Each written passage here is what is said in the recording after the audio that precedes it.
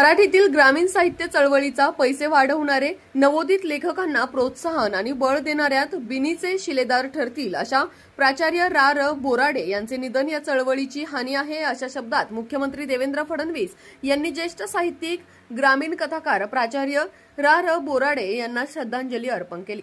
प्राचार्य बोराडे यांना जाहीर झालेला विंदा करंदीकर जीवन गौरव पुरस्कार प्रदान करण्यापूर्वीच त्यांनी जगाचा निरोप घेतला, हे दुःखद असल्याचे नमूद करून मुख्यमंत्री शोक संदेशात म्हणतात, पाचोळाकार म्हणून लोकप्रियता मिळवणारे प्राचार्य बोराडे मराठीचे अध्यापन, साहित्य चळवळ अशा सर्वच ठिकाणी हिरिरीने पुढे राहिले।